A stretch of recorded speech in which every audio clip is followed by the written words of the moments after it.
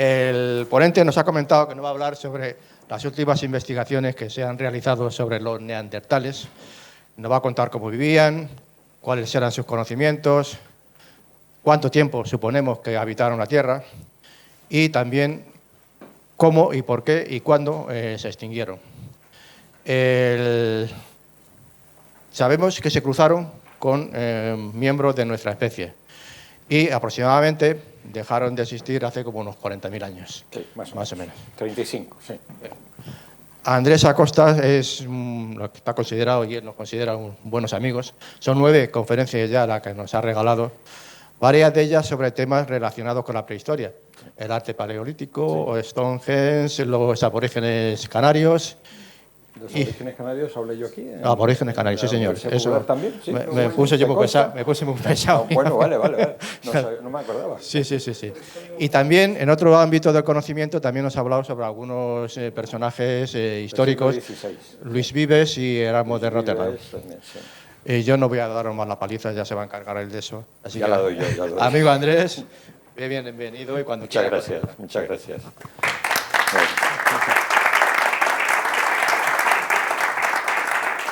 Bueno, buenas tardes, ¿se me oye bien? ¿Sí? ¿Se me oye bien? Vale. Muchas gracias a todos por venir, un día frío, venir aquí a escuchar a un tío feo hablar de los neandertales, pues tiene mérito, yo os lo agradezco mucho a todos. Bueno, vamos a ver, los neandertales parece que todavía siguen un poco de moda, gusta mucho a la gente este tema de nuestros primos lejanos, y que resultan a veces un poco inquietantes, porque es como mirarnos en un espejo, ver casi a nosotros mismos, ¿no?, pero distintos, y que ya se fueron, que no están con nosotros. Resulta bastante atractivo. Y desde luego resulta también algo inquietante y difícil imaginarnos lo que podía ser el mundo hace 100.000 años, o hace 200.000 años, o hace 300.000 años. Es que estamos hablando de unas cifras que nos meten en un abismo cronológico tremendo, ¿no? Poder averiguar lo que pasaba en aquellos momentos, porque decimos a veces, hace 2.000 años, el Imperio Romano, y nos ponemos a pensar y decimos, qué lejos estaba aquello. Pero claro, hablar de cifras como 50.000, 60.000 o 100.000 años ya nos pone en un momento bastante complicado de imaginar, ¿no? Pero hoy tenemos técnicas que nos facilitan esa labor, ¿no? Podemos, en un yacimiento, entrar en diversas capas, podemos datar, podemos utilizar microscopios electrónicos para buscar hasta la más mínima pieza que en un yacimiento encontremos. Podemos ya saber en un yacimiento claramente si estamos ante un yacimiento de Homo sapiens o de Neandertal, porque ya hemos avanzado en todos nuestros conocimientos paleontológicos y también conocimientos líticos. Y también ahora nos estamos ayudando de una herramienta realmente prodigiosa, que es la secuenciación del genoma, del ADN, ¿no?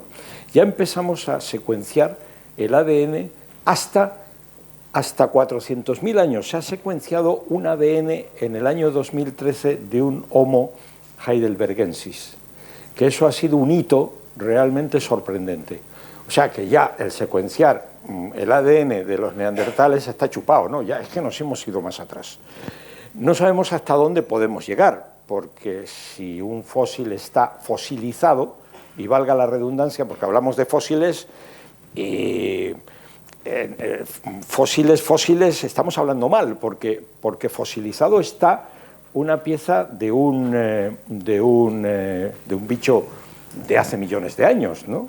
Pero, claro, extraemos el ADN y lo investigamos de un neandertal porque no está fosilizado.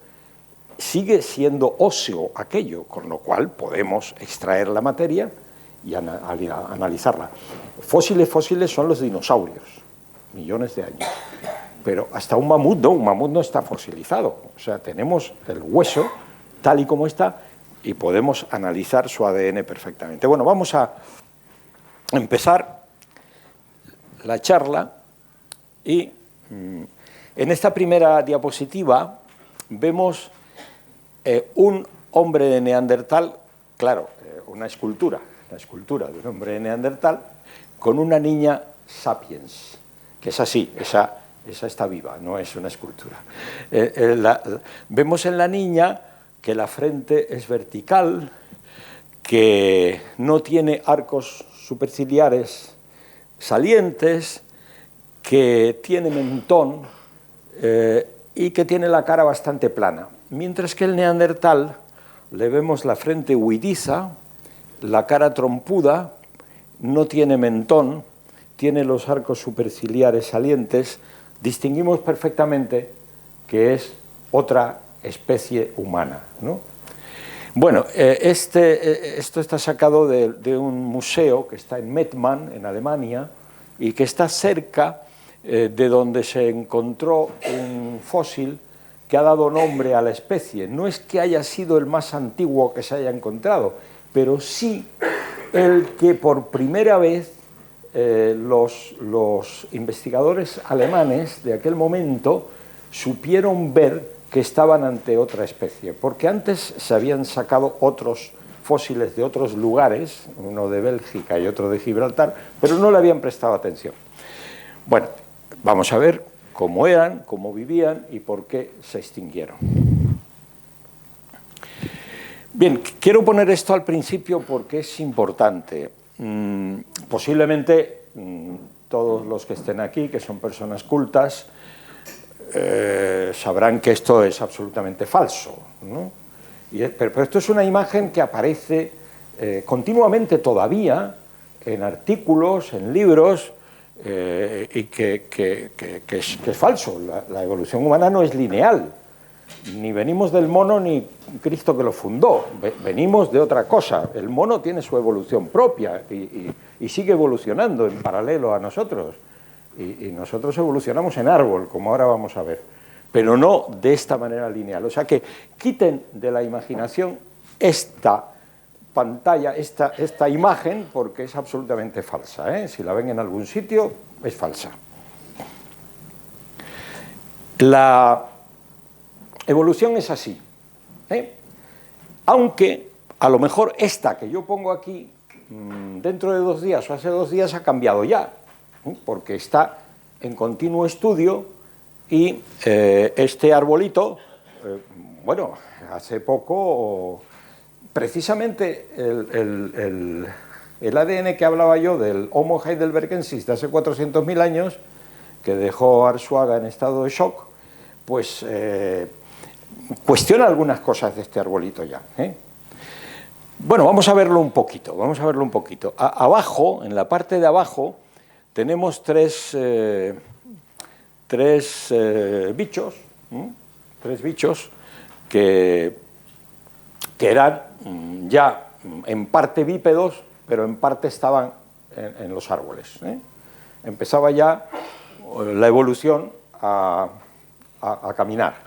Estamos hablando, voy a acercarme un poco porque aquí, sí, de 7 millones de años, 6 millones de años, y son, bueno, uno de ellos es un Ardipithecus y los otros tienen nombres así, científicos, y estos bichos podemos llamarles precursores nuestros. Bueno, en cierto modo sí, podemos llamarles precursores.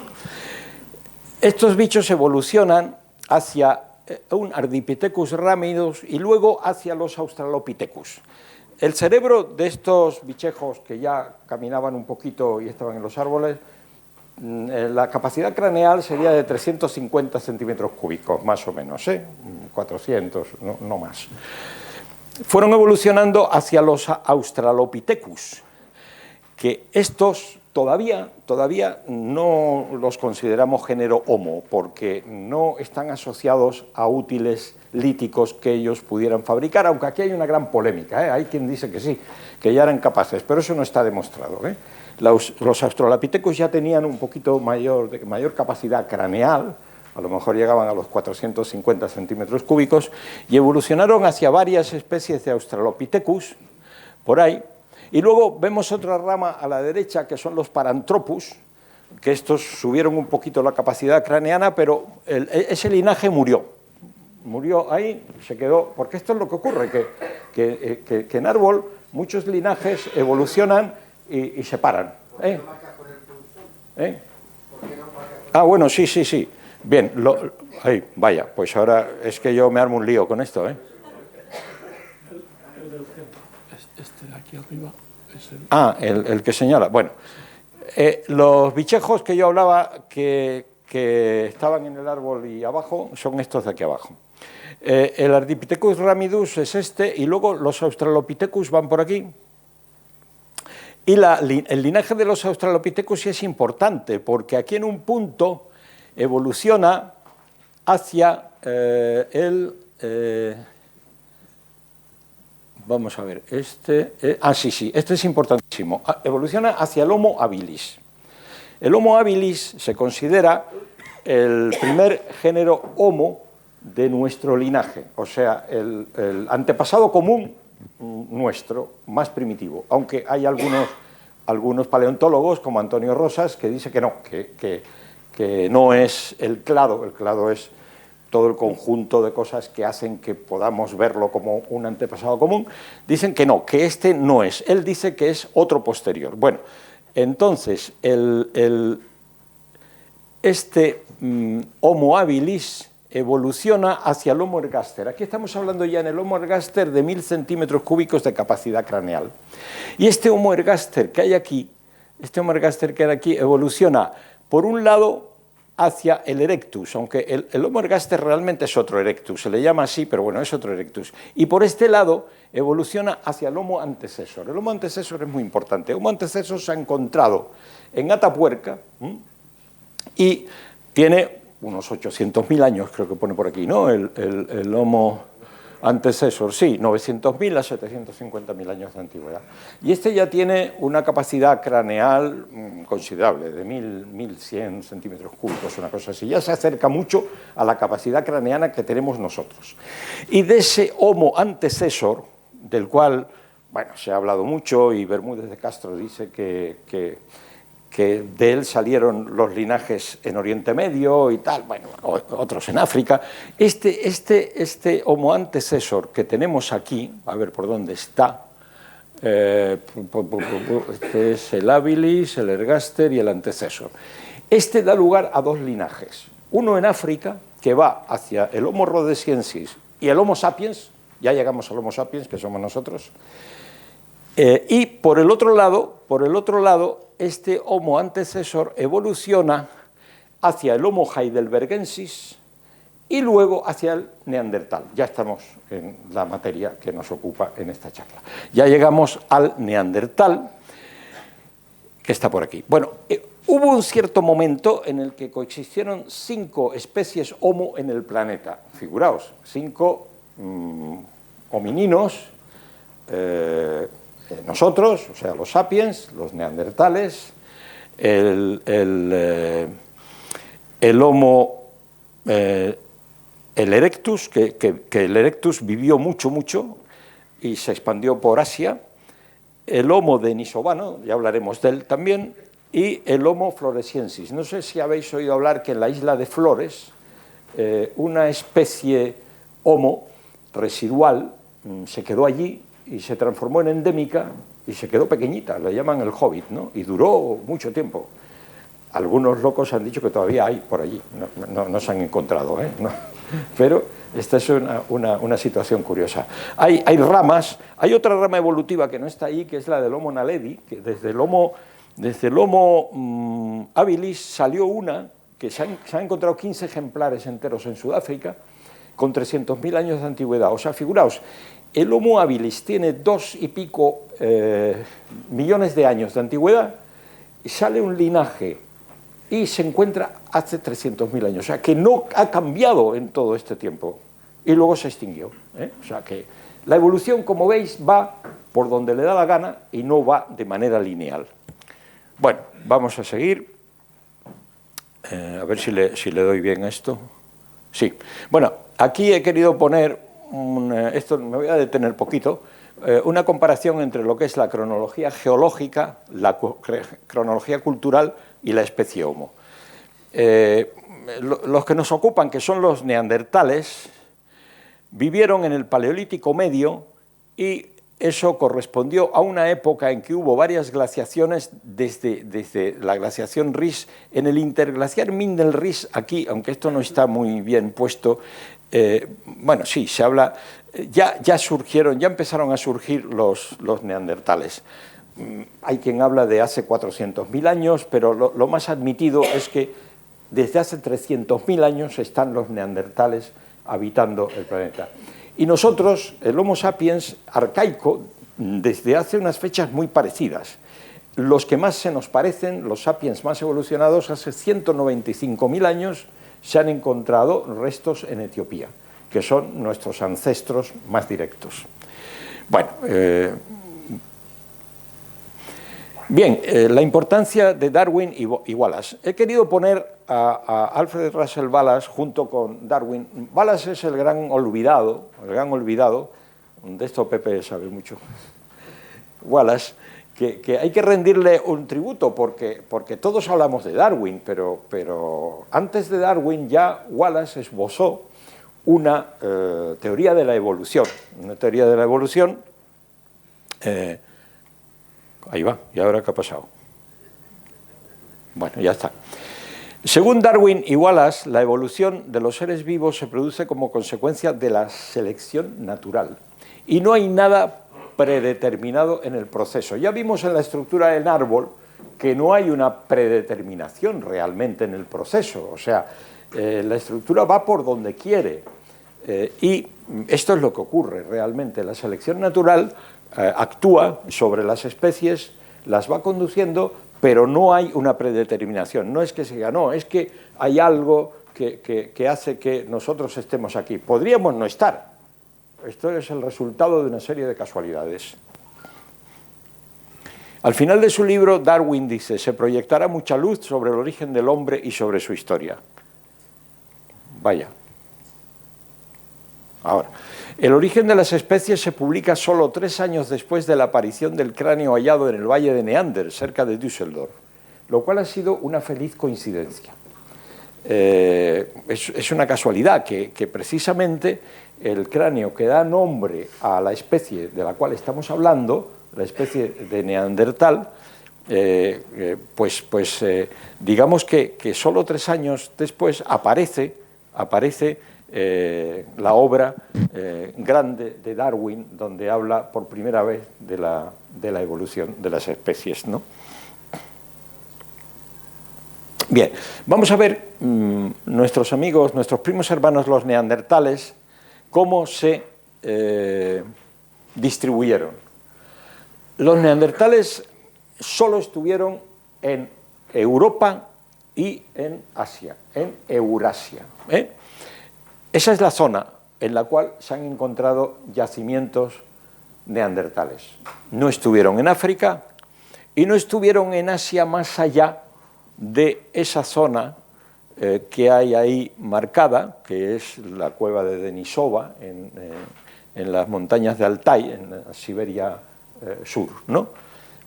Se han encontrado yacimientos en Oriente Medio, luego en el Cáucaso, en los Balcanes, y luego ya el núcleo mayor de yacimientos está en la zona de Europa occidental, en Inglaterra, en Francia y en Italia y en España. Podemos decir que en España hay un núcleo importantísimo de yacimientos neandertales.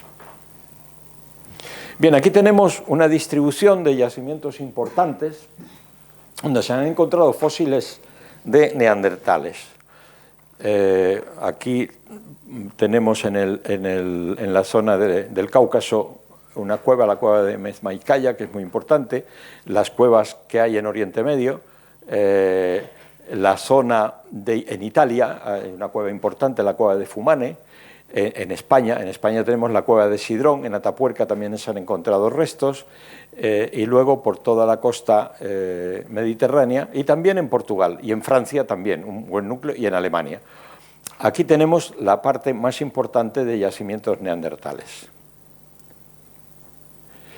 Bien, vamos a ver, hablar un poquito de los primeros fósiles de neandertales. Aquí tenemos la cueva de Feldhofer, que está en el valle de Neander, que da el nombre a la especie, ¿no?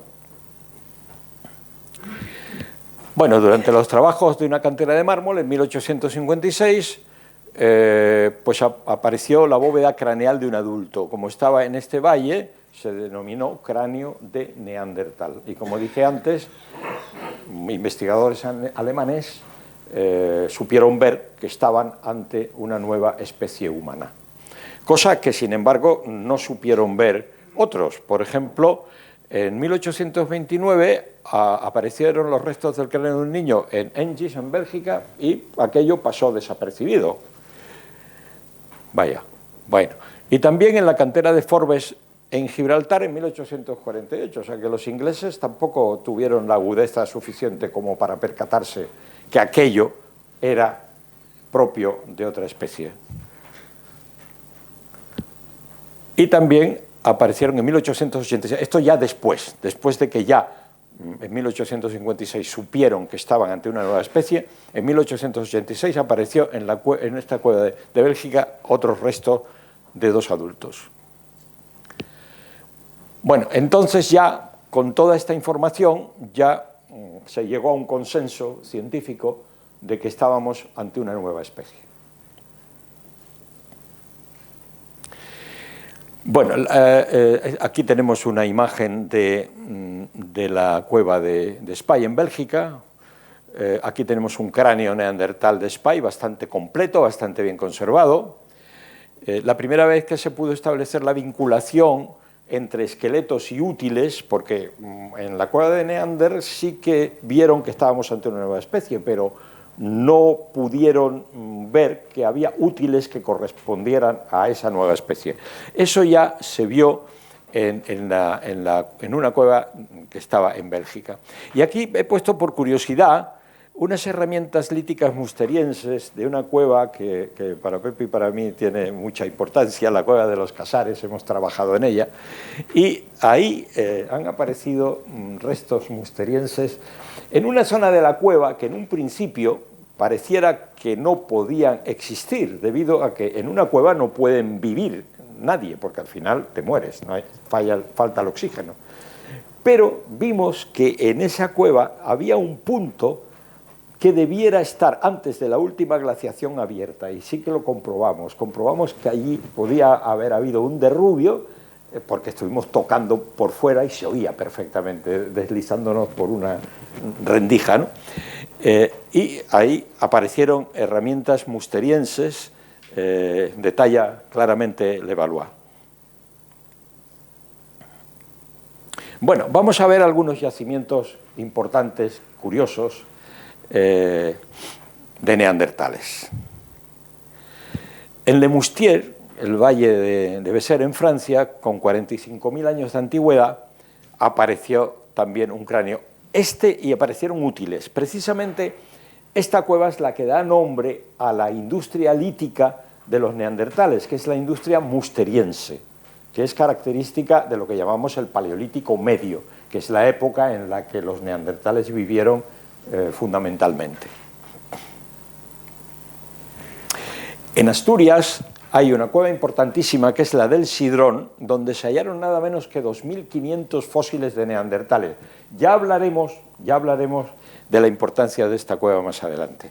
Correspondientes a 3 hombres, 4 mujeres, 3 adolescentes y 3 niños. De la datación, 49.000 años.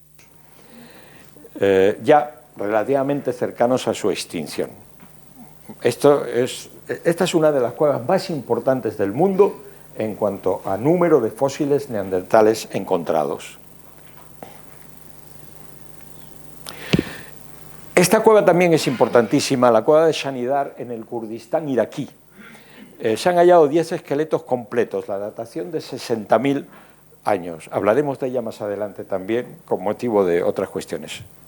Bueno, otra cueva muy importante está en Croacia, se llama la cueva de Krapina, y se han hallado restos fósiles de 80 neandertales, con una datación nada menos que de 125.000 años.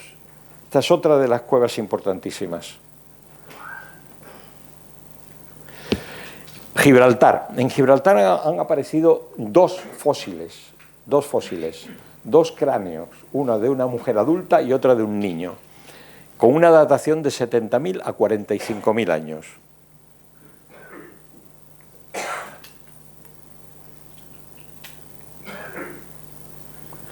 Este es el cráneo de Gibraltar. Y este yacimiento, que está en Gerona, es importantísimo, aunque no haya fósiles de neandertales, porque hay 27 niveles estratigráficos, nada menos. Este le ha trabajado Eudald Carbonell, uno de los tres grandes gracias, uno de los tres grandes de Atapuerca. Y estos niveles estratigráficos van desde 110.000 años hasta 55.000 años. El Abric romaní ha deparado muchísima información de restos líticos, restos óseos animales, restos de pieles, un montón de restos que han ayudado a comprender la vida de esta gente. Bueno, ahora vamos con una cueva importante española, el Sidrón. Aquí hay una recreación de los 13 neandertales del Sidrón a partir de los restos óseos que se han encontrado. Bueno, es una recreación, naturalmente, que hay que verla como tal imaginación, ¿no? Es difícil imaginarse de una manera clara que fueran así, aunque se haya intentado hacer de la manera más rigurosa. La cueva del Sidrón se encuentra en Asturias. Se han recuperado muchísimos restos óseos, lo que ha permitido realizar una amplia investigación paleoantropológica, así como genética. Los restos han determinado 13 ejemplares de Homo neandertal en sí, y se han podido obtener ADN mitocondrial de 12 de ellos. Eso es muy importante. Se ha encontrado ADN mitocondrial de 12 de ellos, y se ha visto que estaban emparentados. Eran como una gran familia. Hay una fragmentación de huesos como consecuencia de una actividad caníbal. Parece que hubo una contienda y que los que les vencieron y se comieron sobre todo el tuétano, porque los huesos están rasgados de tal manera que aprovecharon el tuétano, a partir de ahí se ha visto que pudo haber sido una actividad caníbal, luego los arrojaron allí dentro. Y por cosas de la geología, pues se han podido conservar, y se han podido extraer y estudiar. Caníbales hemos sido nosotros hasta hace 2 días, no nos asustemos porque los neandertales fueran caníbales aquí. Vamos, el Homo sapiens ha sido... Yo no sé si todavía quedan caníbales en el mundo, pero es posible que quede alguno. En torno a 49.000 años. Aquí tenemos 3 ejemplares esta foto está hecha en el Museo de la Evolución de Burgos. El Homo heidelbergensis, el neanderthalensis y el sapiens, pues el sapiens somos nosotros, en función de los esqueletos y cráneos que se han encontrado.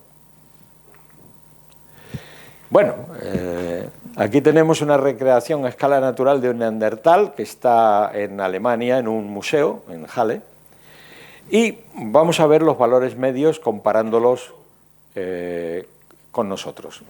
El hombre de Neandertal tenía un peso medio en hombres de 84,5 kilos y en mujeres de 70 kilos. Nosotros tenemos unos pesos medios un poquito menores. La estatura media, pues el Neandertal era algo más pequeñito que nosotros.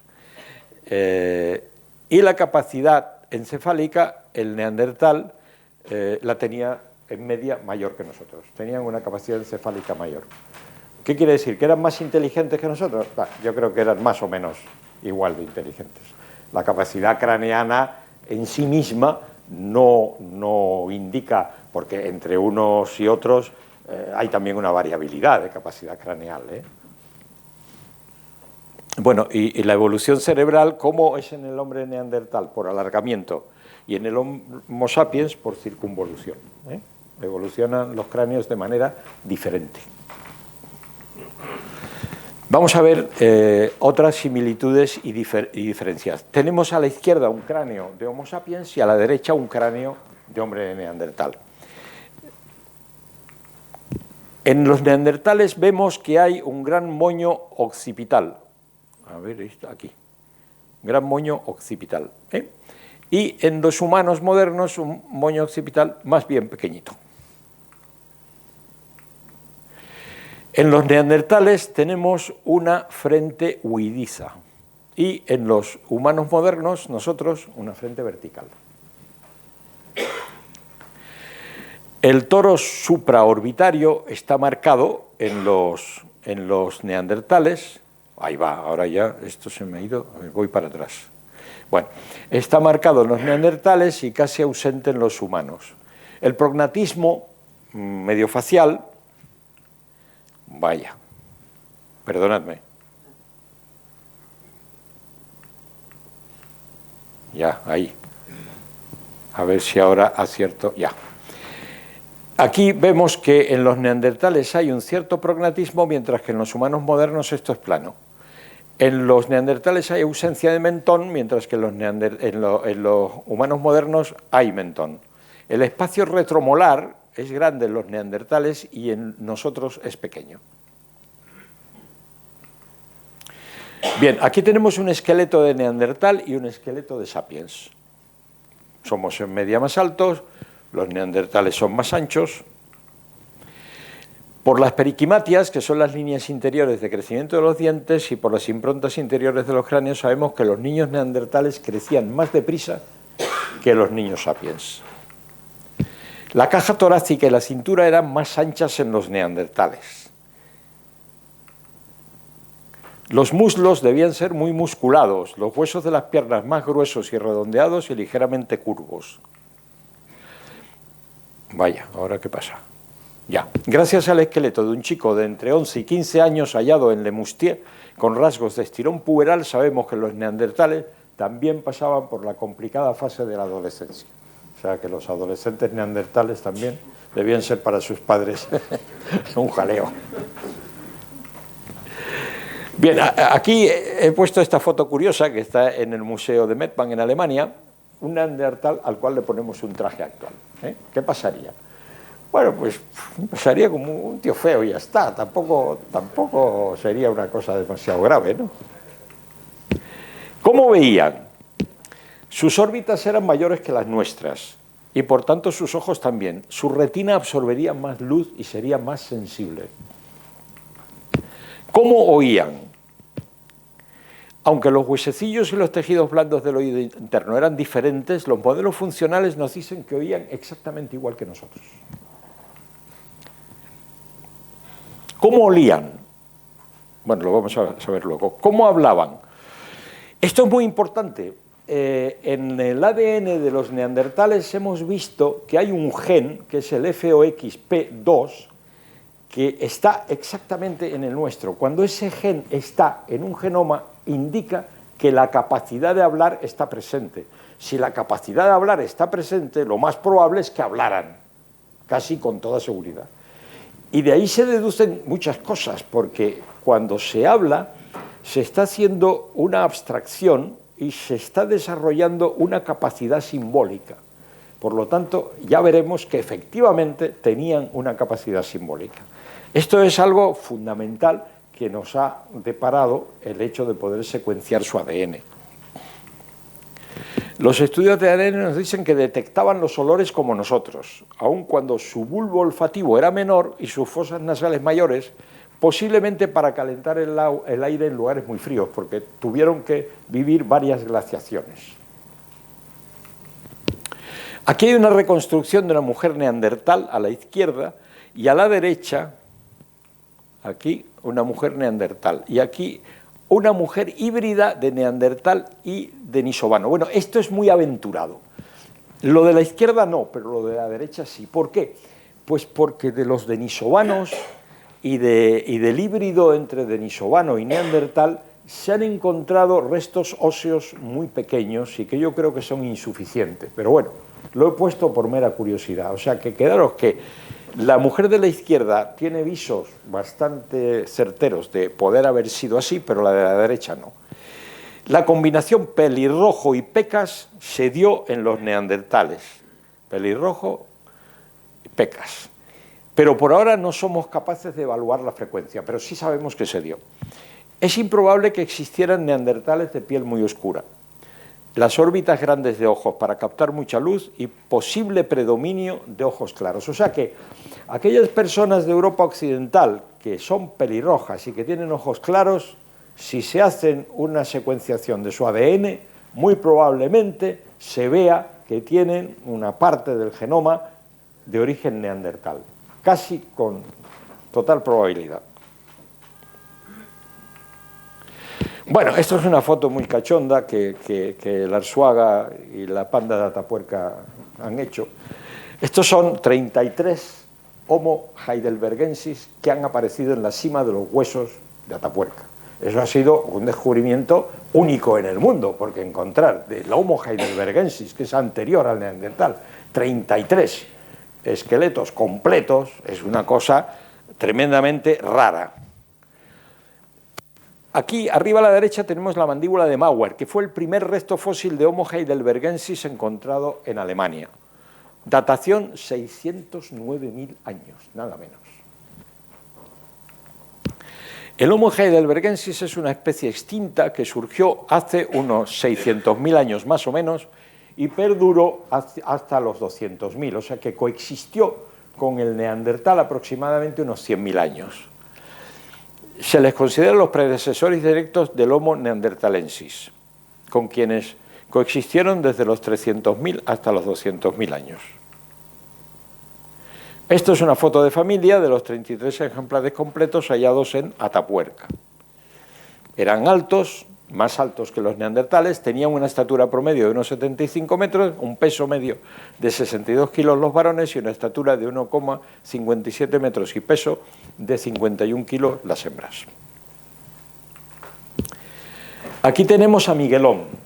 Les presento a Miguelón. Es un Homo un Homo heidelbergensis de la Sierra de Atapuerca. Le bautizó Arzuaga, así, le llamó Miguelón. En el mes de diciembre de 2013 publica Nature la primera secuenciación de ADN realizada a un Homo heidelbergensis de la cima de los huesos. Eso fue todo un hito.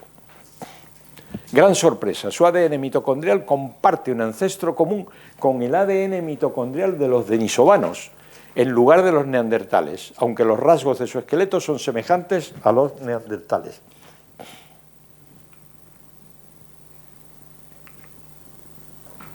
Fue todo un shock, aseguró Arzuaga. Yo que sepa, todavía no tienen una explicación muy clara, ya han pasado 10 años, no me he enterado. Supongo que Arzuaga ya se habrá recuperado del shock. Bueno, últimos estudios de ADN. Una somera explicación por encima. Yo tampoco soy biólogo, o sea, tampoco quiero entrar en muchas profundidades, ¿no?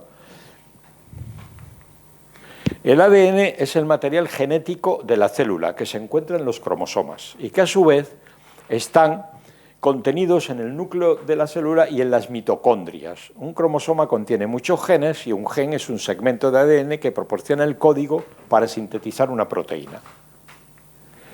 Hasta hace pocos años solo se extraía ADN mitocondrial de huesos, dientes e incluso tierra de cuevas. Con estos datos se llegó a la conclusión de que neandertales y sapiens no se cruzaron. Bueno. O sea que ya se ha demostrado que sí se... Sí, pero ahora veremos por qué. Se ha demostrado. Con el ADN mitocondrial no es suficiente. A ver. Vaya. No sé qué ha pasado aquí. Ya. Bueno, a partir de 2016 se pudo extraer ADN nuclear, porque es que el ADN está en las mitocondrias, que son una parte de la célula, que además antaño viene de una bacteria que se coló ahí dentro y entonces al final esa célula evolucionó y guarda ahí parte de toda la información genética. Cuando se pudo sacar ADN del núcleo de neandertales y de denisovanos en la cueva de Denisova, región siberiana de Altai, los resultados pusieron de manifiesto que neandertales, denisovanos y sapiens se cruzaron todos con todos. Esto no tiene enmienda. Todos con todas y todas con todos. Como resultado de ese flujo de genes, los sapiens no africanos somos portadores de un 2 o un 6% de secuencias genéticas neandertales, pero no así las poblaciones subsaharianas, que nunca estuvieron en contacto con neandertales y que no son portadoras de esos genes. O sea que un africano subsahariano, salvo que se haya cruzado con europeos, que habrá muchos y muchas, esos sí, esos pueden portar alguna información, pero si no, no tienen ninguna información neandertal. Bien, Sapiens y neandertales se hibridaron hace 100.000 años. Se sabe que hace 100.000 años ya hubo una emigración de sapiens desde África entrando por Oriente Medio. Luego hubo otra hace 60.000 años y luego hubo otra hace 40.000 años. ¿Cómo se sabe esto? Se sabe por los análisis que se han hecho de ADN de diversas especies en Asia, en diversos puntos, que tienen genes denisovanos o neandertales y que son a lo mejor de cifras altas, ¿no? También se sospecha que hacia el 123.000 años hubo un calentamiento, hubo un interestadial templado y eso facilitó la entrada. Sapiens y neandertales no solo coincidieron en el tiempo y en el espacio, sino que se mezclaron y aparearon entre ellos, dando lugar a individuos híbridos. Ello se ha determinado tras el análisis de la secuencia genética de los cromosomas sexuales masculinos extraídos de los fósiles de 3 hombres neandertales de Bélgica, España y Rusia que vivieron hace unos 38.000 a 53.000 años y 2 denisovanos varones, primos cercanos de los neandertales que vivieron en la cueva de Denisova de Siberia hace entre 46.000 y 130.000 años. En el Altai, en el sur de Siberia, está la cueva de Denisova. En ella se han encontrado restos fósiles de un híbrido entre madre neandertal y padre denisovano. Y en el yacimiento de Oss, Rumanía, se ha localizado un fósil de mandíbula con rasgos de neandertal y de sapiens. Bueno, vamos a ver cómo se alimentaban los neandertales. Los neandertales eran unos expertos cazadores y se sabe que cazaban no solo mamuts, sino incluso se han visto que cazaban un elefante mayor, el Paleoxodon antiquus, que es un bicho enorme. O sea, que se enfrentaban a animales muy poderosos. Esto es una representación idealizada de la caza del mamut. Buscarían a uno que estuviese fuera de la manada o lo empujaban hasta un lugar donde había una trampa y una vez caía en la trampa, pues todos con las lanzas se metían con él, ¿no? Fueron grandes consumidores de carne de mamut y rinoceronte lanudo, que llegó a suponer el 80% de su dieta en determinados sitios.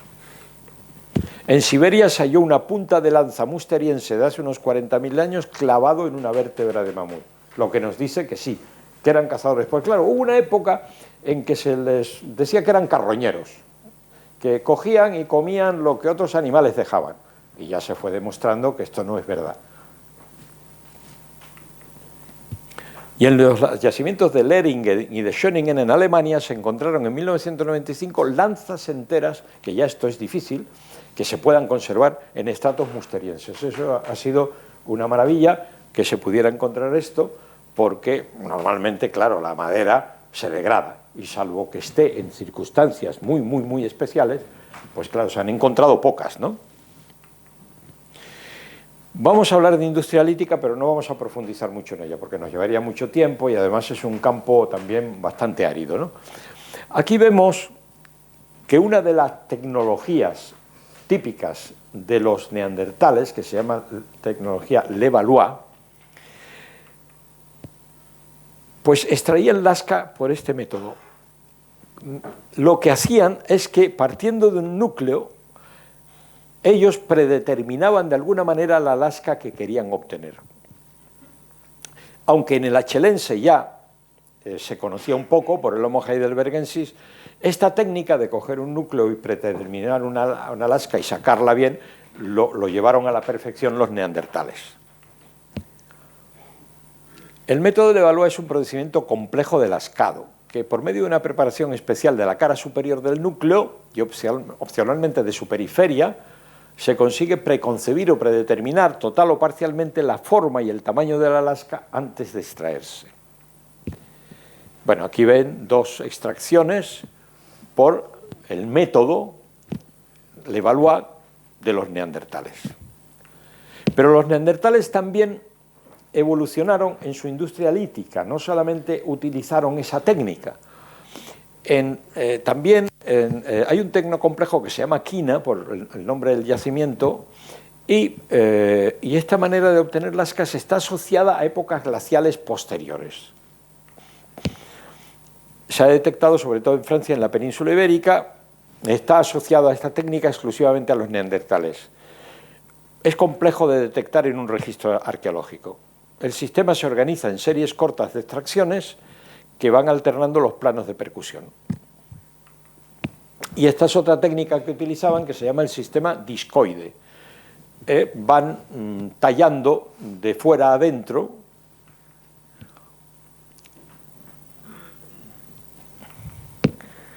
y aquí hacen una gran economía de los núcleos. Bueno, vamos a ver. Los neandertales vivieron a lo largo de tantos años diversos periodos climáticos glaciales, de intenso frío, y periodos interestadiales templados, donde había más calorcito. La imagen estereotipada que se tiene del neandertal le sitúa siempre en un periodo glaciar, pero esto es falso, ¿eh?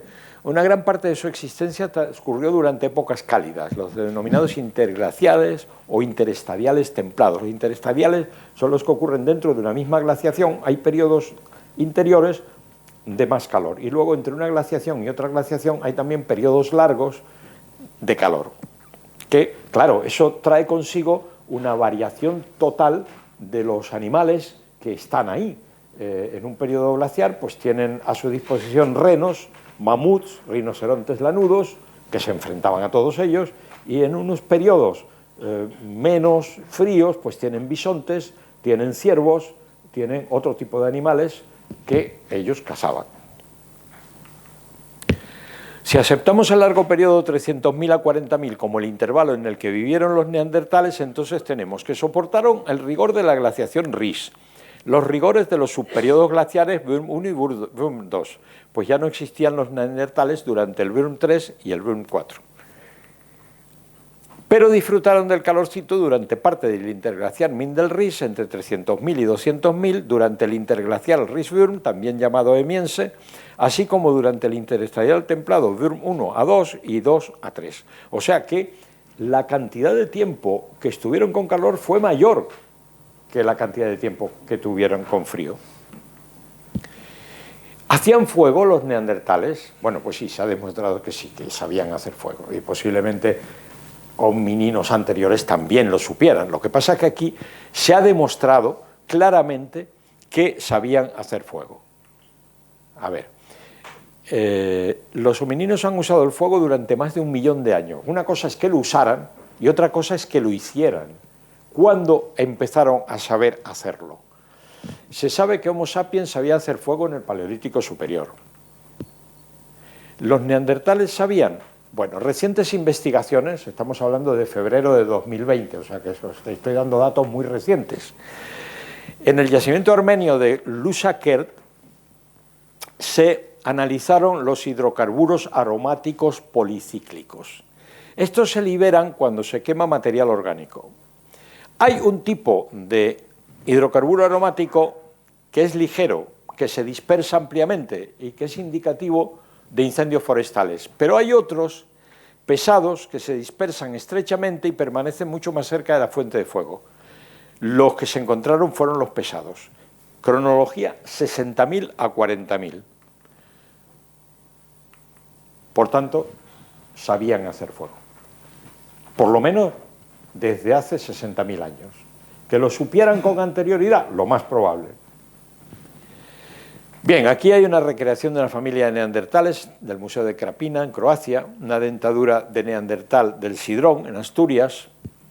En la cueva asturiana del Sidrón se ha estudiado el sarro de una placa dental y se ha visto que comían setas, piñones y musgo. A través del análisis del sarro, de los dientes, se consigue saber cuál era su alimentación. En el sarro de un neandertal de la cueva Spy2 de Bélgica fueron hallados los fragmentos de ADN de diversos animales, rinocerontes y muflones. La cagada humana más antigua, sí, la cagada humana, podemos decir el coprolito por hablar así finamente, pero bueno, era una cagada, ¿eh? La más antigua que se conoce de un neandertal es de hace 50.000 años. en el yacimiento alicantino de El Salt. Y se ha podido analizar. Un grupo de investigadores de la Universidad de La Laguna, o sea, de mis paisanos, que antes estaba muy desprestigiada, pero ahora tienen unos métodos muy buenos de trabajo, han hallado que comían carne por la presencia de coprostanol, pero también vegetales. O sea, ellos tenían una dieta variada, porque si no, no hubieran podido sobrevivir. O sea, no, comían carne, sí, comían carne, pero también comían vegetales. Ellos sabían muy bien que tenían que tener una alimentación variada. Vaya, ahora esto... Vale. También se han encontrado cálculos renales en algunos fósiles de neandertales. El método para ver lo que comían a través del análisis de los cálculos renales está aún incipiente. Yo no tengo datos de que se hayan obtenido conclusiones todavía. A lo mejor sí, pero yo no lo he visto. Lo más probable es que sí, que se obtenga buena información. Bueno, aquí vemos una imagen que está sacada de un libro de Clive Finlayson, un investigador inglés de Gibraltar, y aquí se ve a unos neandertales que tallan un grabado en el suelo rocoso mientras otros dos vigilan a unas hienas manchadas que intentan entrar en la gruta. Una hoguera protege a los neandertales y de una pared de la gruta cuelgan dos alcas gigantes, pingüinos impenis, animal extinto. En el hemisferio norte había pingüinos y lo sabemos no solo por estos restos que se han encontrado, sino, bueno, por cierto, un investigador español es uno de los mayores expertos en paleontología de aves primitivas. Y es invitado todos los años a Gibraltar, porque aquí hay una cantidad de restos de aves primitivas, a ver qué es lo que hay, ¿no? Se ha visto que estos pingüinos existían porque por casualidad unos submarinistas entraron en una cueva del sur de Francia y vieron pinturas rupestres de la parte de la cueva que no está invadida por el mar. Claro, ¿qué ocurría? Que en la época glaciar el mar estaba muy atrás. Concretamente en Gibraltar el mar estaba muy lejos y delante de Gibraltar había una llanura enorme donde había muchos animales, Y al entrar en esta cueva francesa vieron unas pinturas donde había una especie de pingüinos. Se quedaron asombrados. Y es este ave extinta que existía en el hemisferio norte. Bueno, esto es una recreación. Los neandertales consumían aves, porque sin duda eran expertos cazadores de las mismas. ¿Cómo lo hacían? ¿Cómo hacían para cazar aves? Bueno, a lo mejor le pondrían algún cebo, donde el ave se posara, pues le lanzaban lanzas, lo que sea, yo qué sé, se las ingeniaban.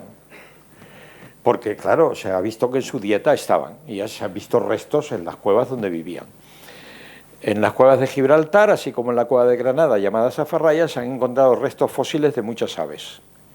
Abutardas, sisones, alcas, varias especies de ocas, en fin, un montón de aves en los estratos neandertales.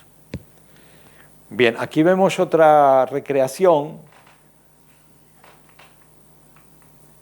Bueno, a ver. La verdad es que no sé qué le pasa ahora. Me acerco más. Pues ahora no quiere. No sé qué le pasa.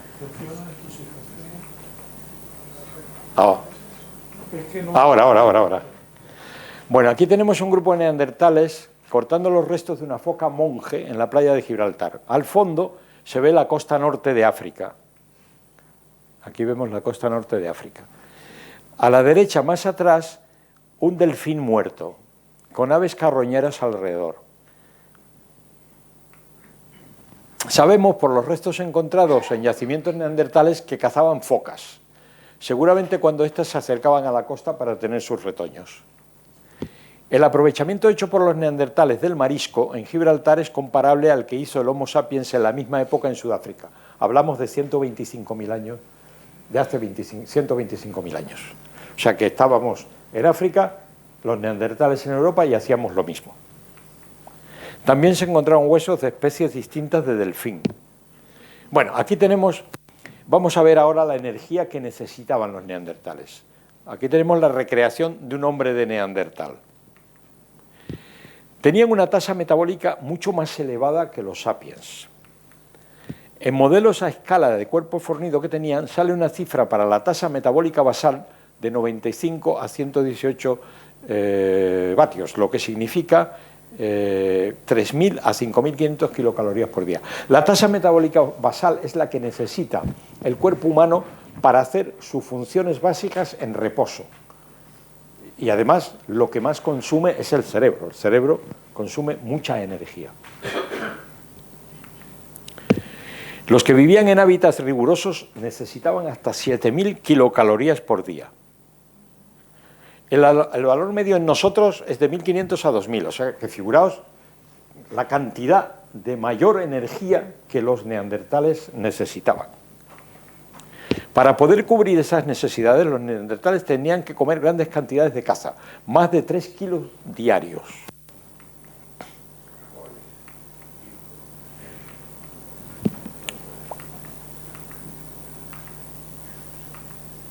Para alimentar a un grupo de 10 neandertales durante una semana, calcúlense 300.000 kilocalorías. No inviten a neandertales a comer a casa, porque se pueden arruinar. Eso significa zamparse 3 renos diarios, casi un 50% más de lo que suele cazar una manada de lobos. Vamos a ver cómo hacían ellos el despiece, cómo eran los campamentos de caza, los hogares, los depósitos líticos. Esta lanza que hay ahí, hallada en el yacimiento alemán de Schöninger, junto con restos de los caballos que cazaron, tiene una cronología de en torno a 330.000 años. Puede haber sido de neandertales, de heidelbergensis o de alguna especie que transitara entre las dos. Aquí tenemos la recreación de un posible campamento de preparación para la caza en un lugar que se llama La Folie, en Francia, con restos hallados por probables agujeros de poste, restos líticos, pieles, con una cronología de 57.700 años. Esto sí es de neandertales.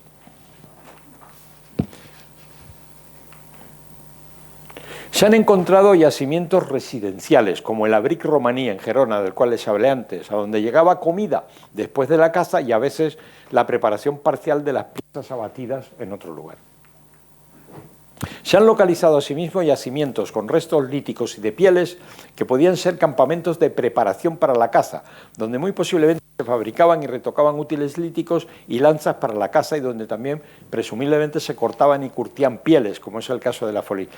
Se ha visto, a la luz de todo lo que se ha investigado, que ellos posiblemente llegaban a un lugar y cazaban, cazaban un animal. Vale.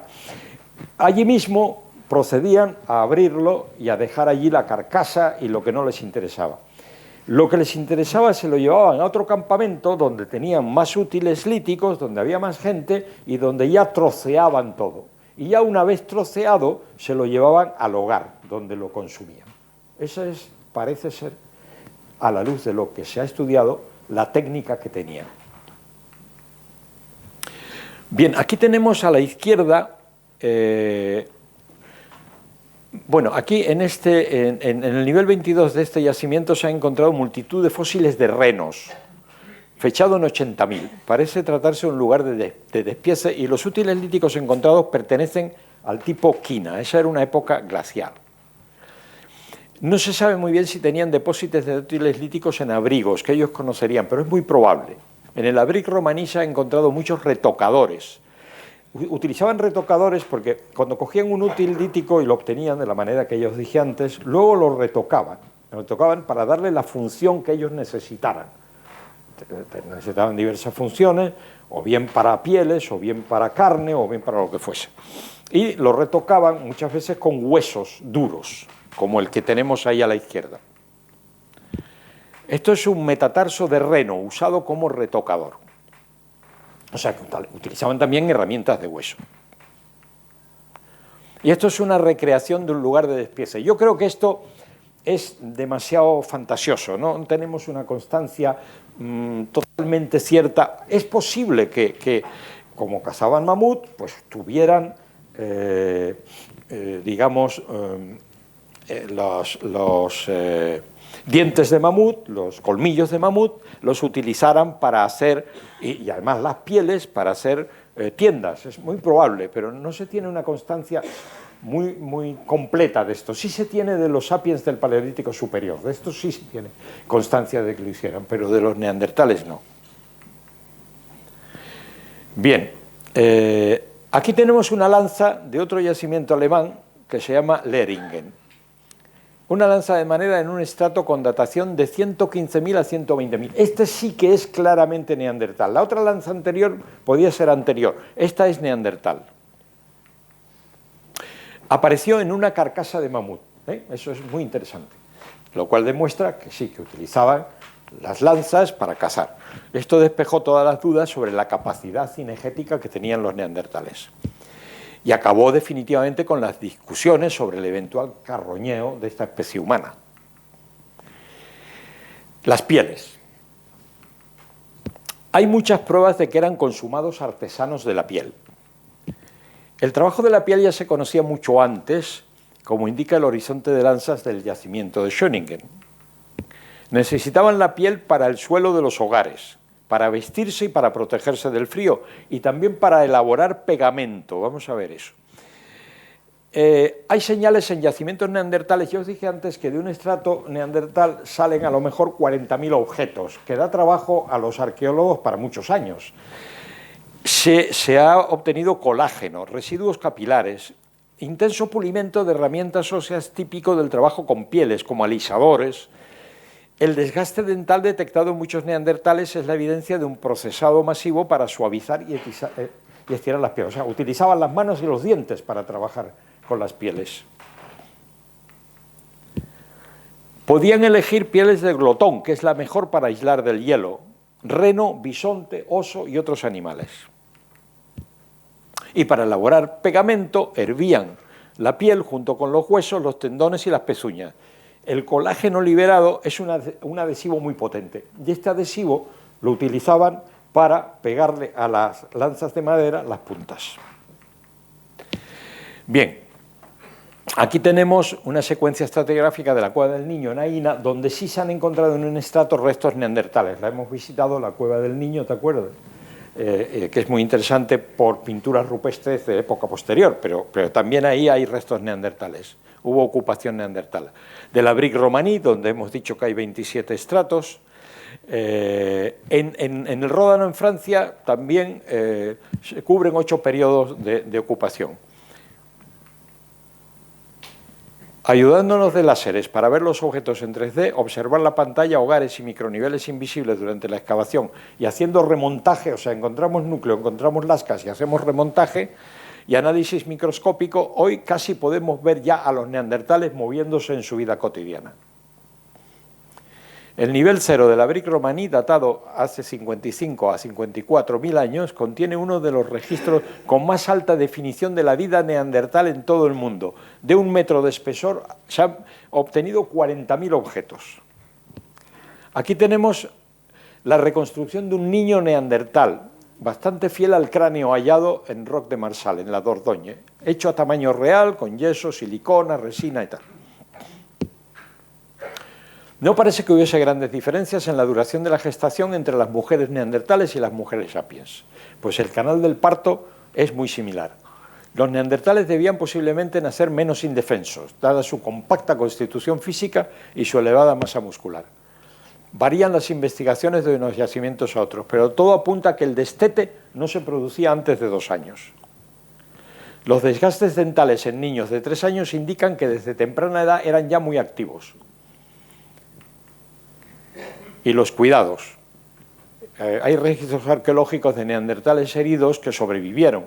Esto es imposible sin cuidados. El caso de apoyo más prolongado se da en Shanidar. Tuvo probable ceguera, sordera, movilidad reducida y vivió hasta edad avanzada.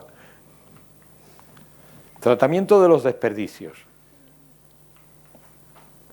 En la cueva de la Conis, en la Brique Romaní y en la cueva de Fumanes y en la cueva de Quevara, los arqueólogos han conseguido estudiar cómo los neandertales trataban los desechos.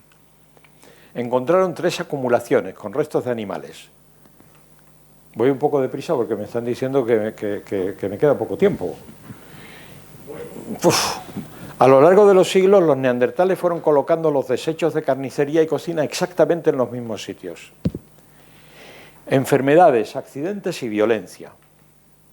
Aquí tenemos la reconstrucción de un adolescente neandertal con una herida en la parte superior del cráneo. Está datado en 36.000 años. Le abrieron la cabeza con un instrumento afilado. Una pelea o no. Excavación en la cueva del Sidrón. En restos de 49.000 años hallados en esta cueva de España, Australia y Reino Unido deducen que los neandertales usaban plantas medicinales para curar sus enfermedades. Camomila para la digestión y calmante, aquilea, antiséptico y antiinflamatorio. O sea, sabían que las plantas tenían determinadas propiedades. Recreación de la casa de un rinoceronte lanudo. Se han encontrado muchos fósiles de neandertales con fracturas de accidentes de caza. Aquí tenemos un ejemplo. Clavículas neandertales de crapina, arriba normales y abajo con una rotura curada, con una datación de 125.000 años.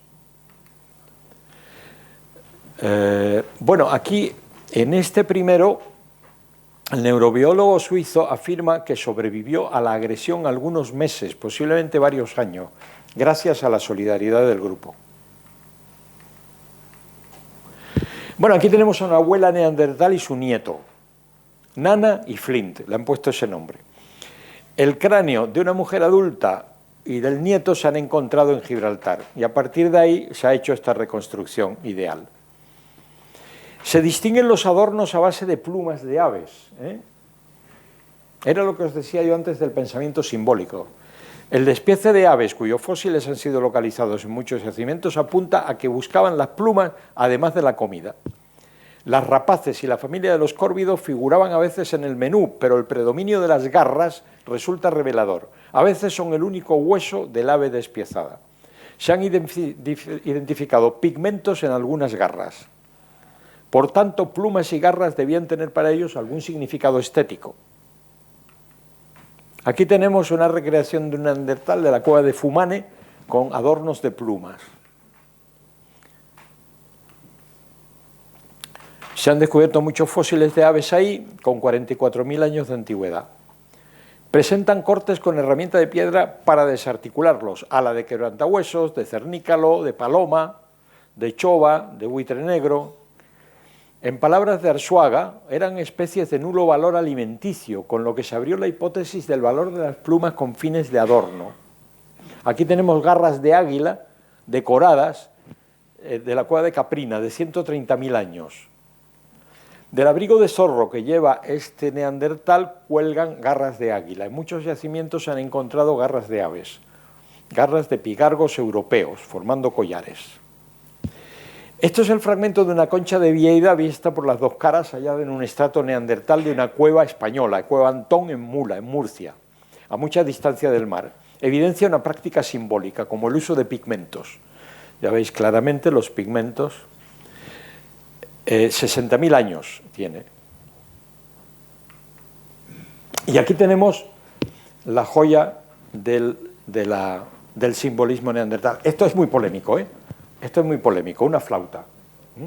En el yacimiento de Divje Babe, en Eslovenia, se ha encontrado algo que algunos investigadores dicen que no es una flauta, pero otros investigadores dicen que sí es una flauta. Si sí es una flauta, los neandertales tocaban la flauta y por lo tanto hacían música. Este fragmento de fémur corresponde a un oso de las cavernas. Se localizó en 1995 en el yacimiento arqueológico de Divje Babe y está datado en 43.100 años. Puede haber una polémica. Podemos pensar que a lo mejor el Sapiens ya estaba ahí, pero dicen que no estaba ahí, que está en un estrato neandertal. Algunos investigadores postulan que esos agujeros están hechos por hienas al roer el hueso y no por un instrumento lítico. Otros dicen que la probabilidad de que una hiena perfore con ese espacio y alineación es casi nula. O sea, una hiena hace este agujero, el de atrás, este otro, pues parece bastante poco probable que una hiena atine tanto y haga tan bien todos esos agujeritos de una hipotética flauta. Otro caso extraño, el extraño caso de Bruniquel. En el Valle de Bayrón, en el sureste de Francia, se encuentra la cueva de Bruniquel. Contiene uno de los testimonios neandertales más difíciles de interpretar. Una serie de dataciones hechas con el método uranio-torio demostró inequívocamente que esta estructura subterránea había sido construida hacía más de 174.000 años. Más de 400 estalagmitas habían sido fracturadas y de entre los fragmentos los neandertales habían seleccionado porciones anchas y rectas con tamaños preconcebidos. O sea, hicieron una construcción dentro de la cueva. ¿Qué significado tiene eso? ¿Algún ritual? No se sabe. Y esto sí que es muy interesante. En la cueva de Ardales hemos estado, en la de Maltravieso también, en la Pasiega no he podido entrar. ¿Y esto qué es? Vamos a ver. Analizando la calcita que cubre estas pinturas por el método uranio-torio, se obtuvo lo siguiente. En la cueva de Ardales, 65.000 años, claro, hace 65.000 años, en Ardales, en Andalucía, los sapiens no estaban. Por lo tanto, lo que hay debajo de la calcita, las marcas esas pinturas, las hicieron los neandertales, indudablemente. Lo mismo ocurre en la Pasiega. La calcita da 66.000 años. Y lo más inquietante, en la cueva de Maltravieso aparecen manos. 54.000 años la calcita que hay encima. Por lo tanto, esas manos son manos de neandertales. Están viendo manos de neandertales. ¿Qué hicieron ahí? ¿Las grabaron? ¿Cómo? Pues posiblemente las pusieron, pulverizaron toda la zona y las retiraron y quedó la marca de las manos. Otra cosa, esta señal, esto indica, esto es un grabado encontrado en la cueva de Gorham en Gibraltar. El simbolismo es siempre variable en función de la civilización. Cuando nosotros vemos una cruz, pues inmediatamente lo asociamos a la religión cristiana. Claro, cuando vemos una cruz en un yacimiento neandertal que está datado en época neandertal, pensamos que eso tendría para ellos algún significado, no sabemos cuál, pero sí vemos que tenían un pensamiento simbólico. La primera prueba encontrada de la presencia de neandertales en Gibraltar se data en 127.000 y la última en 32.000, o sea, ya en la época de su extinción. El grabado que se halló en la cueva de Gorham se ha datado en más de 39.000 años. En esos momentos no se tiene información de que el Homo sapiens hubiese llegado al sur de la península ibérica, por lo que es obra de los neandertales. Relación con los depredadores. Bueno, ya hemos visto que tenían pensamiento simbólico. Aquí tenemos animales que vivían en época de los neandertales. El tigre de dientes de sable, un bicho temible, se extinguió en Eurasia hace 28.000 años. Lobos gigantes extintos y lobos grises precursores de los actuales, 50.000 años. Hienas gigantes del Pleistoceno medio. Por ejemplo, en la Pinilla, aquí, había hienas gigantes. De hecho, hay una cueva con restos de hienas, que fue lo que les llevó a pensar en la posibilidad de que hubiese algo más, y luego se descubrieron restos de Neandertal. En un principio se pensó que los neandertales vivían del carroñeo de sobras cartilaginosas, pero esto es muy difícil, necesitando tanta energía para sobrevivir. La arqueología descifró el enigma en la década de 1980, viendo que las roeduras de los depredadores estaban casi siempre por encima de las marcas de corte. O sea, los neandertales cazaban, hacían sus marcas de corte para sacar el tuétano, para sacar carne, y por encima de esas marcas de corte se ha visto la roedura de los carroñeros. Por lo tanto, los neandertales cazaban, los carroñeros se comían luego los restos. Con los potentísimos microscopios ópticos actuales se detectan las firmas inequívocas de los homininos: quemaduras, marcas de corte, fracturas de hueso. Bien, aquí tenemos... Uy, ya estamos con... Bueno, esto es la recreación de un enterramiento ritual neandertal. Todavía hoy se discute sobre si los neandertales tenían rituales funerarios. Hay ya evidencias que apuntan a que sí. Se han documentado cerca de 40 casos de enterramientos repartidos en 20 yacimientos. Casos ilustrativos son el viejo de la Chapelle-aux-Ans en la Dordogne, en Francia en Regurdu, la fosa de enterramiento de Chanidar y la fosa de la Cima de las Palomas en Murcia, entre otros. El número de bebés en yacimientos neandertales llama la atención y también que aparezcan en posiciones singulares, como si hubiesen sido depositados siguiendo un ritual de enterramiento. La muerte infantil era grande y bueno, es lógico, a lo mejor enfermedades, descuidos de los padres y un animal que se hiciese con ellos. Se encuentran en los yacimientos muchos niños. Se han visto cadáveres desmembrados, despiezados y canibalizados, y luego los restos cuidadosamente enterrados o utilizados algunos huesos como retocadores. Ahí puede haber una función ritual, o sea, al muerto se lo comían como para incorporarlo a ellos mismos y luego lo enterraban. Enterramientos. La imagen reconstruye de modo ideal el enterramiento de uno de los individuos hallados en Shanidar, un hombre de 35 a 40 años, o sea que ya era viejo para aquella época. El estudio de sus huesos delató fuertes lesiones que habría sufrido a lo largo de su vida. Violento golpe en su rostro que le deformó el cráneo, le dejó tuerto, aún así sobrevivió. No murió, sobrevivió a lo largo de años, lo que significa que su supervivencia dependió de los cuidadores del grupo. Aquí tenemos, esto es muy interesante, aquí en La Pinilla yo he tenido la suerte de asistir a una excavación con la gente que estaba allí trabajando y aquí tenemos una placa informativa de la cueva descubierta, que es una de las partes del yacimiento. Yo os aconsejo visitar La Pinilla, es muy interesante, yo estuve con Enrique Baquedano, eso ya es más difícil, y nos explicó muchas cosas a los que fuimos. En una excavación de 2011 se han encontrado 4 dientes de neandertal, 3 de ellos de leche y un fragmento de mandíbula, todo ello de un niño o niña de 2 a 3 años de edad. Encima se localizaron cráneos de bisonte, uro, cérvido y rinoceronte, o sea, todos con cuernos, encima de los restos del niño. Se interpreta como un enterramiento ritual. Culturas de transición. Hay 3 culturas calificadas como de transición entre los neandertales y los Homo sapiens que ocuparon Europa occidental. El chatelperroniense, aquí tenemos cuchillos típicos del chatelperroniense, el uluciense del norte de Italia y el neroniense de la cueva de Mandrín, en el Ródano. Esta cueva es interesante porque se ha hallado un sapiens con 54.000 años, que eso ha sorprendido a todo el mundo. Debía ser algún escapado que llegó hasta allí y luego no ha vuelto a hallarse ninguno más. Ahora mismo hay una polémica sobre si estas culturas fueron de autoría neandertal o de los primeros sapiens que llegan a Europa. En algunos yacimientos han aparecido restos de neandertales asociados, pero en estratos revueltos. Erupciones volcánicas de Italia. Bueno, hay registros arqueológicos que dejan constancia de una violentísima erupción volcánica de los Campos Flegreos a 20 kilómetros de Nápoles entre 46 y 44.000 años.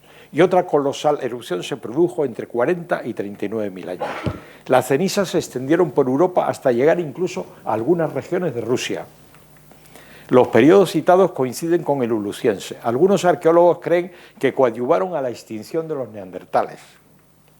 A esta zona aún no habían llegado los sapiens. Esto está sacado de la película Ao, Le Dernier, el último neandertal. Sobre la extinción de los neandertales hay más dudas que certezas.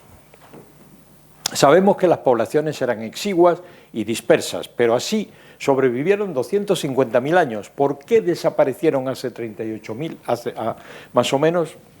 Muchas de las primeras poblaciones de Homo sapiens están más extinguidas que los neandertales, porque nosotros tuvimos muchos linajes que se extendieron. Podíamos habernos extinguido también. No hay rastros de su genoma en nosotros, pero hemos sobrevivido. No tenemos fósiles de neandertales y fósiles de humanos modernos del mismo lugar y de la misma época, pero sí tenemos un híbrido hallado en Rumanía, el hombre de Aus. Los neandertales se mantuvieron como neandertales plenos hasta el final. ¿Y qué pasó? Hipótesis: impactos climáticos severos debidos a fluctuaciones climáticas rápidas de 55.000 a 40.000 años, y eso fragmentó las poblaciones, las dispersó e hizo aumentar la endogamia y consanguinidad. He dicho que no hay rastros de su genoma en nosotros. Ah, bueno, de los sapiens que se extinguieron, sí. Competencia con Homo sapiens por el mismo nicho ecológico. Erupciones volcánicas potentísimas. Normalmente cuando ocurre un fenómeno así tan tremendo es porque entran en confluencia diversas causas. Bueno, aquí hay una imagen idealizada de la última Neandertal. Digo que no les olvidemos, fueron como nosotros, eran nuestros primos hermanos, seguro que rieron, lloraron, amaron, buscaron lo mejor para sus hijos, se extasiaron ante una puesta de sol y se contaron viejas historias alrededor de las hogueras. La investigación poco a poco nos va desvelando cada vez más claves. Algún día quizás sepamos lo que les pudo pasar. Gracias a todos por escuchar esta historia.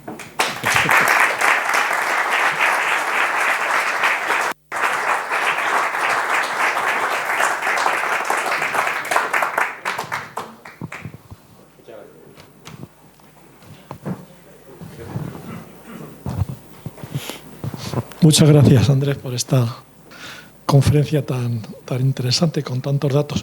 Tengo un par de preguntas, pero ahora te hago solo una y luego, si hay tiempo, otra. Las mitocondrias es el órgano que está... solo se transmite a través de la por vía materna. Fuera del núcleo, ¿no? Sí. Y antes has dicho que, bueno, uno de los datos que has recogido es que un cruce de un hombre denisoviano con una mujer neandertal. Suele suceder siempre que las especies dominantes fecundan a las hembras de la especie dominada, sí, o en retroceso, ¿no? Suele ocurrir.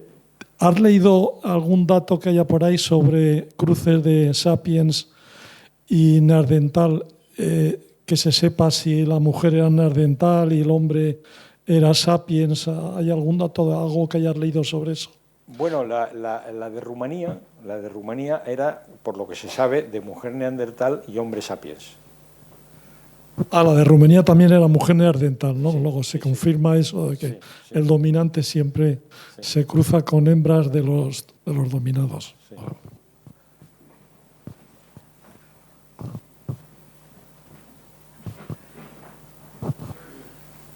Sí, muchas gracias, Andrés.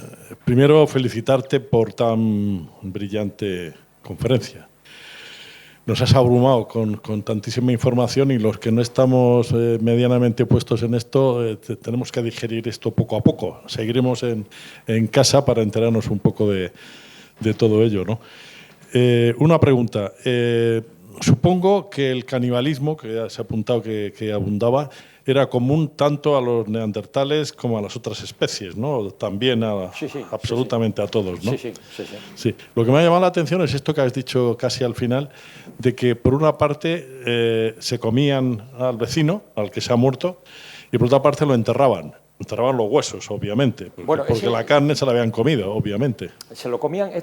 Dentro del canibalismo había, por lo que se ve, dos vertientes. Una era de agresión, por lo que sea, por hambre o por trifulca, como lo que ocurre en la Cueva del Sidrón, y otra es cuando fallece uno del grupo, pues se lo comen como un ritual, y luego los restos lo entierran.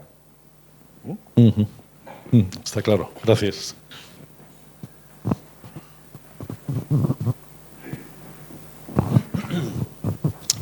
Gracias, Andrés.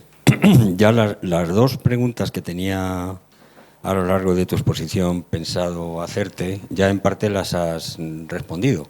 Sin embargo, me gustaría que profundizaras un pelín, si es que tienes la información, sobre dos cuestiones. En primer lugar, claro, has dicho que las poblaciones de neandertales eran exiguas y dispersas a lo largo de toda la zona donde se han encontrado fósiles o restos, ¿no? Pero, evidentemente, los neandertales, al haber abocado a una extinción, pues la población cada vez ha sido numerosa, o sea, de número cada vez menor, evidentemente, hasta que desaparecieron completamente. ¿Hay alguna estimación en el periodo más álgido, digamos, de la población de Neandertal, de cuántos individuos podríamos estar Hay hablando? estimaciones para todos los gustos pero yo creo que son aproximaciones burdas, que no tenemos todavía toda la información necesaria para poder decirlo. Hay quien dice que había 25.000 en toda Europa Occidental en un momento de poblamiento normal. ¿Cómo puedes verificar eso? Es que para poder tener una certeza al respecto, habría que tenemos bastantes fósiles ya, hay bastantes, pero faltan muchos más para poder asegurarlo, faltan muchos más. Lo que se sabe a la luz de las investigaciones en grupos es que eran grupos pequeños, eran grupos más pequeños que los sapiens. Los sapiens tenían grupos más grandes y tenían más capacidad de asociarse, y también posiblemente le fueron robando el nicho ecológico. Eso también es un factor importante, y lo fueron arrinconando, ¿no? Es uno de los factores de los que se habla. Pero es muy difícil saber la población total que había, muy difícil. Sí, vamos, imagino que hacer un censo de población de neandertales es harta complicado, ¿no?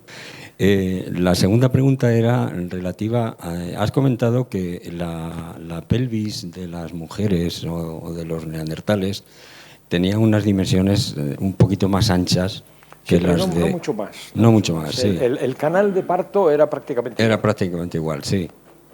Sin embargo, vamos, yo he leído incluso hasta, creo que Antonio Rosas duda en algún momento o establece la hipótesis de que podría ser que las mujeres neandertales, sí has comentado que los niños crecían a una mayor velocidad que los sapiens, y probablemente eso sea debido a que los niños neandertales nacieran con un desarrollo un poquito mayor que la de los sapiens, lo cual Antonio Rosas a veces en alguna publicación, luego no insiste en ello, habla de que podría ser que la gestación de las neandertales fuera un poquito más de 9 meses.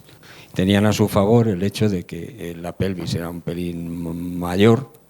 Sí, pero eso conduciría quizás a una mayor mortalidad de la mujer en los neandertales. Es posible, ¿eh? Sí, es posible. Sería una hipótesis cierta, evidentemente. En fin, el tema es que tampoco ahí yo he encontrado una respuesta categórica. Es decir, hay quien duda de si los neandertales tenían una gestación un poco mayor, es que el niño nacía con más... de gentes que vivieron hace 100.000 años. Entonces, la investigación... tenemos bastante información ya, tenemos mucha. Pero claro, complicado. Hola, una pregunta rápida. Una pregunta rápida, decía, ¿los aborígenes australianos tienen alguna relación con el hombre del Neandertal? Los aborígenes australianos, pues ahora mismo no te sé contestar. Creo, podría ser que sí, podría ser que sí, pero más con los denisovanos. La población asiática tiene un cruce claro con los denisovanos, se ha visto a través del ADN. Por ejemplo, la población de la Melanesia está emparentada directamente con los denisovanos. Sí. Que tuvieran, claro, al pasar por Oriente Medio, pues puede ser que sí, que tuvieran, lo voy a investigar, pudieran tener...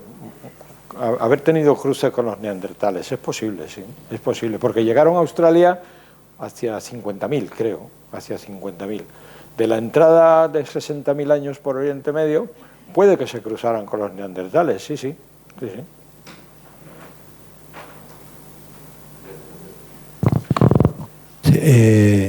Bueno, un poco ligado con lo que acaban de preguntar. En el caso de América, y particularmente América del Sur, ¿cómo se pobló? ¿Qué especie? ¿Qué relación podía tener con Bueno, pues los conocimientos que se tienen sobre el poblamiento de América es que se produjo no hace demasiado tiempo, y se produjo a través del estrecho de Bering, cuando estaba helado, y fueron grupos denisovanos, posiblemente tardíos, o sapiens, hacia el 40.000, los más primitivos, que pudieron haber llegado, pero los datos más concluyentes es que fueron un poblamiento más tardío y entró por ahí. Las hipótesis sobre que pudieran haber llegado en barco de vela o tal, por el sur, son muy aventuradas, muy aventuradas. Es muy difícil de precisar eso, por lo que yo sé.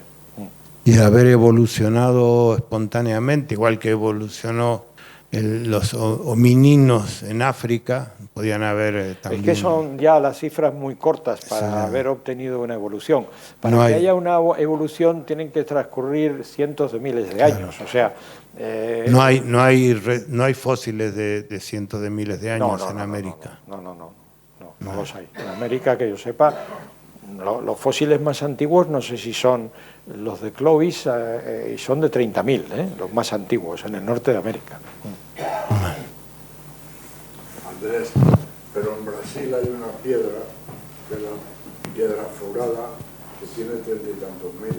Entonces, más allá de Clovis, no se sabe que pasaran ¿De 30.000?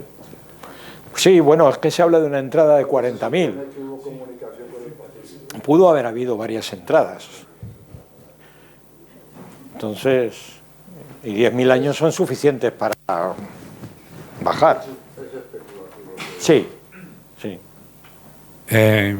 Andrés, muchas gracias por la charla. Y yo me preguntaba si hay alguna hipótesis de que la extinción de los neandertales pudiese ser función de que los sapiens hubiesen traído algún virus o algún tipo de infección. Se ha hablado de eso, pero no se ha logrado obtener información al respecto, que yo sepa, Se ha hablado de eso, sí.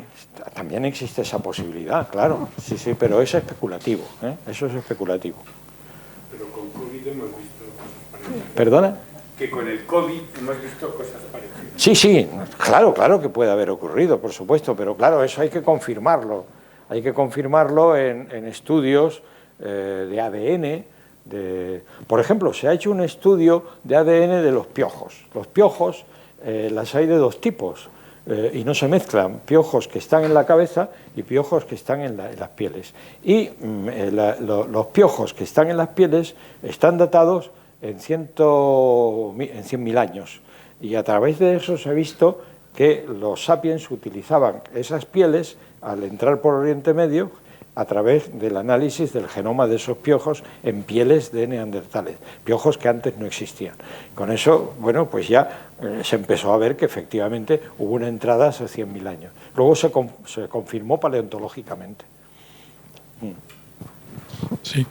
Bueno, también contestando un poco a lo que preguntabas, las enfermedades de transmisión masiva empezaron con el uso de la ganadería. Porque siempre se necesita un número grande de individuos para que las enfermedades de este tipo no acaben con la población. Entonces el hombre que empezó a utilizar la ganadería adquirió la tuberculosis, una serie de enfermedades de transmisión masiva, pero que las superó. Y eso explica por qué cuando llegaban los europeos a América morían, porque allí no habían tenido ganadería. Y de hecho es curioso, en toda Asia, todas las razas que hay en la zona de Oceanía y en el sureste de Asia, todos son de origen chino. Los chinos del sur emigraron porque la dinastía de los chinos del norte se hizo dominante, entonces empezaron a migrar. Entonces, todos los pueblos de ahí, curiosamente, tienen el pelo lacio y ojos rasgados. Y los únicos que mantienen su raza son los de Nueva Guinea, porque ahí tenían agricultura. Entonces, cuando iban, y ganadería, cuando los chinos iban emigrando, empezaron primero por Corea, Filipinas y tal, y se extendieron por toda esa zona, acabaron, igual que le pasó a los españoles, con las razas originales. Y entonces, los mayores contagios se han debido a la gente que ha vivido con la ganadería de forma permanente y se ha acostumbrado a una serie de enfermedades que han estado en las poblaciones de ganado grande. Se ha transmitido al hombre, el hombre lo ha superado, pero luego cuando ha llegado a otros sitios donde no estaban acostumbrados caían como mosca, ¿no? Bueno, voy con mi... Perdona. Es que es interesante eso de... Sí, no, por supuesto. Bueno, la ganadería es de los sapiens, claro, de los sapiens, pero después del Paleolítico Superior. En el Paleolítico Superior pudo haber habido al final del Paleolítico Superior alguna ganadería embrionaria, pero la ganadería se produce durante el Neolítico. A lo mejor hay alguna ganadería previa en el Mesolítico, intentos o algo, pero... Bueno, mi pregunta iba sobre el desarrollo. Antes has dicho que parece ser que hay algunos datos que dicen que o apuntan a que los niños tenían un desarrollo más rápido. Sí. Eso, una de las cosas que ha estudiado Bermúdez de Castro, que es tricantino, también estuvo, me parece, en el yacimiento de La Pinilla, ha estudiado mucho lo del desarrollo del cerebro a través de los dientes, ¿no? ¿Ha estado en el yacimiento de La Pinilla también Bermúdez de Castro? Es posible, sí. Yo creía que los que estaban eran Enrique Baquedano y Arzuaga. Sí, pero bueno, antes, ahora no. Sí, yo creo que antes sí que estuvo en... Puede ser, sí. En Atapuerca son co-investigadores los tres, ¿no? El Carbonell, Arzuaga y Bermúdez de Castro. Sí. Pero creo que en La Pinillas me parece que sí que estuvo él, ahora no, pero estuvo en otro tiempo. Pues la especie humana es la actual, es la única que tiene un periodo de desarrollo diferente que no tienen el resto de especies, que es la infancia, ¿no? Y precisamente es una etapa con elevado prognatismo, ¿no? Quizás para que los niños sigan siendo niños y sean cuidados y enseñados por los adultos. Entonces, para que no exista esa rivalidad, se mantiene esa forma de la cara, ¿no? Y eso es debido porque, claro, el cerebro de los sapiens, de nosotros, nace en un estado un poco de su desarrollo, ¿no? Entonces luego necesita una etapa muy larga de aprendizaje, ¿no? Y entonces por eso la infancia se prolonga mucho. ¿Has leído tú algo de que los neandertales tuviesen también una infancia así? Pero más corta, sí. ¿Más corta? Más corta.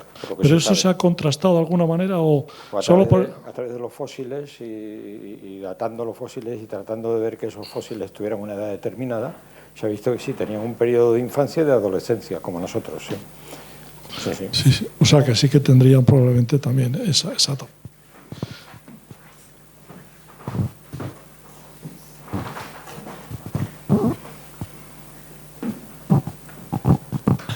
Sí, hola Andrés, has hablado de grupos reducidos. ¿De grupos reducidos de convivencia, ¿eh? Sí. Y una población pues escasa, ¿no? 25.000 individuos. No se sabe, pero bueno, escasa. Eso parece conducir muy directamente a la endogamia. Bueno, vivieron 250.000 años, ¿eh? Bueno, sí, bueno, ya lo sé. Es una cifra tremenda, ¿eh? Bueno, vale, sí, déjame una pregunta. Yo no sé, cuando los grupos son más reducidos y hay menos población, es más fácil que se produzcan los apareamientos dentro de unos ámbitos más reducidos que aumentan la endogamia y que esto genéticamente es malo. ¿No? Entonces, bueno, si podías aportar algo de esto. Sí. O qué pasa cuando había un grupo que se encontraba con otro, pues, bueno, se daban una fiesta, ¿no? O qué, ¿no? Sí, puedo aportar. Sí. Vamos a ver, a través de los estudios de ADN de grupos, se ha visto que el ADN de los hombres era idéntico, mientras que el ADN de las mujeres era diferente. ¿Qué quiere decir eso? Que intercambiaban mujeres. O sea, combatían la endogamia. Harían alguna fiesta, como tú dices, sí, posiblemente en la primavera, a lo mejor un grupo y otro grupo se reunían e intercambiaban mujeres. Luchaban contra la endogamia. ¿Qué pasó en los últimos momentos? En los últimos momentos hemos visto los volcanes tan tremendos, el nicho ecológico copado por los sapiens, en fin, toda una serie de circunstancias que posiblemente redujeron los grupos e hicieron que hubiese un crecimiento de la endogamia. Y se han hecho análisis de ADN de determinados grupos, me parece que en el Sidrón, y han visto que tenían enfermedades óseas derivadas de una endogamia en los momentos últimos. Bueno, has dicho que intercambiaban mujeres. Sí. Eso presupone que es que mandaban los hombres. ¿O eran las mujeres las que intercambiaban hombres? Bueno, yo no me atrevo a afirmar nada a ese respecto. Lo que sí puedo decir es que no intercambiaban hombres, intercambiaban mujeres, porque al hacer el estudio de ADN se ha visto que los hombres todos pertenecían a la misma familia, pero las mujeres no. Las mujeres no. Bueno, saca las conclusiones que quieras. Esto ya es otra historia, ¿no?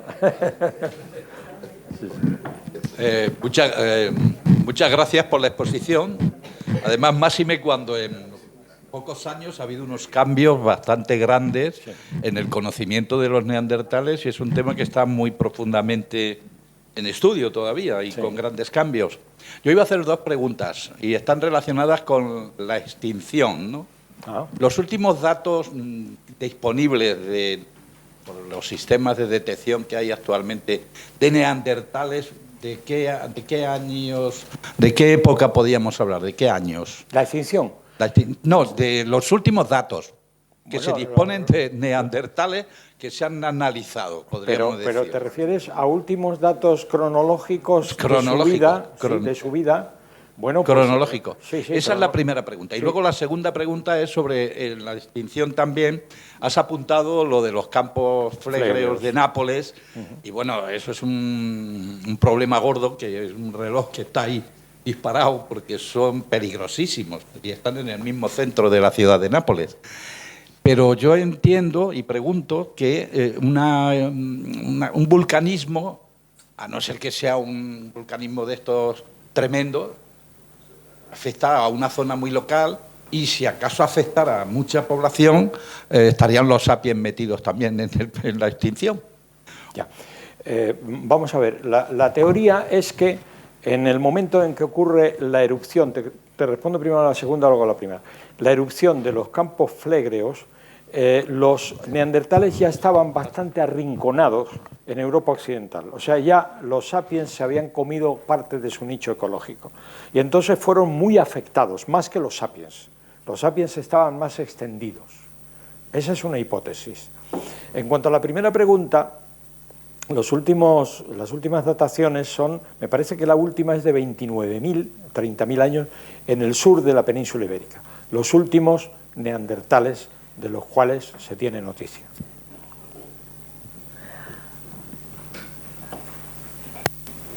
Bueno, pues lamentablemente, como ha visto, el interés ha sido grandísimo. Me alegro. Pero nos pilla. Hay mucha gente loca por el mundo.